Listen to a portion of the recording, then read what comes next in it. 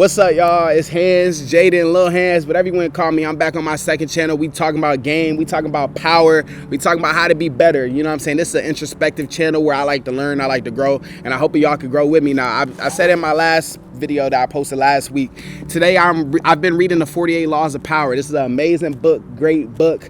I love it, by Robert Greene. I'm on chapter 6, but today we're talking about the chapter number 2, which is the second law. So the second law is never put too much trust in friends.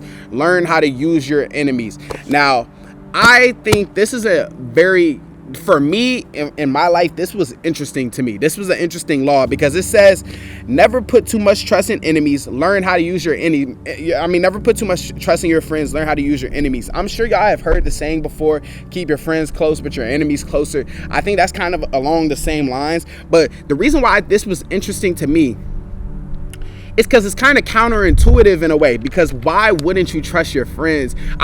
When he was explaining it through his interpretation and then how it relates to what he's saying in the book, if you read the book, I understood his interpretation, but I personally disagree. This is one law I kind of disagree a little bit on. Like, I agree, just the first part of it. I feel like you should put trust in your friends, maybe not too much trust, but you should put trust in your friends. But I also agree that it's cool. It's beneficial to be friends with your enemies, but I don't think you should live a life not trusting the people that you chose to be in your circle. Because like me personally, I have friends I've had for 10 plus years. These are my homies that have grown up with me, you know what I'm saying? And they've been some of the best people in my life. So I kind of disagree with that part, but I still want to talk about the law because I think it's important. I think the second part of the law is learning how to use your enemies. I think that's really important because I wrote some notes down. So if you see me, I'm just looking at my notebook that I wrote down when I was reading it. But this is something I say all the time. It's better the enemy you know than the enemy you don't. And I feel like learning how to be friends with your enemies, people that you may not like, that you may be competing with,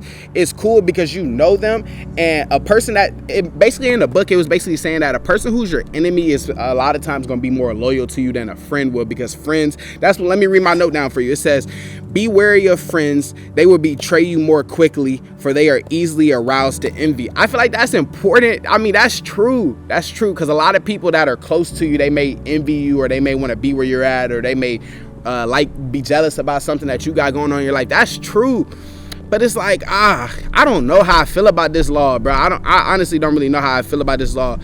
It makes sense. It makes sense what they're saying, but I don't think that means like 100% be friends with your enemy or be friends with your ops. You know what I'm saying? But some more notes I took on this is, if you never expect gratitude from a friend, you will be pleasantly surprised when they show gratitude. I thought that was interesting too, because it's like, man, I mean, of course, I don't expect gratitude from nobody. Like, I do things without looking for feedback. I mean, I do things without looking for a thank you or whatever. I try and look out for people, but I thought that was interesting too. It kind of seemed like Robert Greene is a loner, bro. It seemed like this is a very manipulative book, bro. This book is like, you know what I'm saying? They always say that this book is if you want to manipulate people, but I don't know. I don't know if this is one law I don't know if I fully agree with. And I knew when I was making this video, I wasn't going to fully agree with everything he was saying, but I still took notes down just to see his perspective.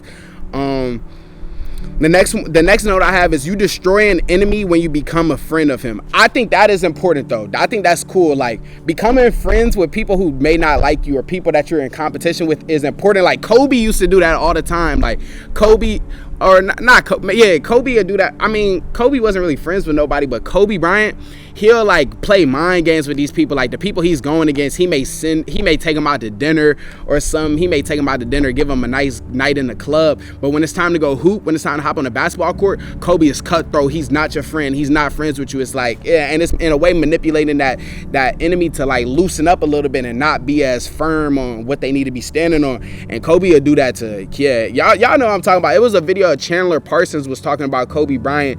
Chandler Parsons used to play for the Houston Rockets, and Kobe, of course, played for the Lakers. It was a video. He was saying that Chandler Parsons was saying that Kobe one time took, I don't think Kobe, okay, so the Houston Rockets was playing the Los Angeles Lakers in LA, right? So Chandler Parsons went out like partying the night after in LA, right? And Kobe ended up picking up the tab. Y'all probably know the story time I'm talking about. Kobe ended up picking up the tab, like paying for their whole night, letting them enjoy themselves. So Chandler Parsons thought him and Kobe was friends, right? Then they hop on the court. Kobe's not your friend. He's cold-blooded. He's cutthroat. He's not your friend, bro. So I just think that kind of is what that bullet point reminds me that bullet point reminds me of is you destroy an enemy when you become a friend of him. Because it's like, man, they get, I don't know. I think this is a good game. I just the later laws is a little bit more up to what I like, but these first few laws wasn't my favorite laws. But I do kind of want to make this video speaking about this last point I have is with this last bullet point I have on my paper. I want to talk about is I think the most important thing I gather from the chapter, even though I don't really 100% agree with the law, I still see kind of where he was coming from.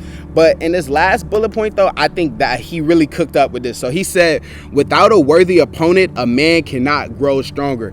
Now, like I said, even though I don't really fully agree with never trust your friend, I don't really 100% agree with that. I think this is super important, and this is what I want to talk to y'all about. Without a worthy opponent, a man cannot grow stronger.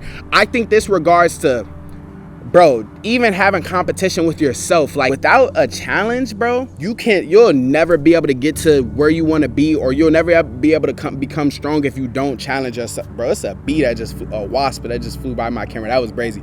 But without a worthy challenge, or without a worthy opponent, without something to chase after, something that want to make you better, you can never fully get stronger. Like, for me in my life, one thing I want to do is become a better man, like physically, mentally, spiritually. That's why I'm learning, reading books like this.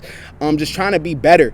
And without that opponent, quote unquote, I would just want to be stuck in my comfortability. I would want to be lazy. I would want to, you know what I'm saying, just do stuff that doesn't matter. So that's why I think that last part was super duper important in saying that, bro, you have to have some type of, every man needs a challenge. Every single day, you have to have a challenge that you're facing that's going to get you to where you want to be. You know what I'm saying? So I think this law is pretty important. This is not my favorite law. Like, some of the laws a little bit later that I've been reading are going to get a lot better, but I think that this is still important to know. And you never want to put too much trust in nobody, but I just found this one interesting. Y'all comment down below what y'all think. I don't know if I'm tripping. Maybe I'm tripping, but I thought this one was interesting, but I don't know. It wasn't my favorite, but yeah, that's pretty much it for this law, man. I'm going to see y'all next week, next Sunday, man. I love y'all, man. Lil Hands, world's fly YouTuber all time. I'm signing out. I'm going to see y'all, man.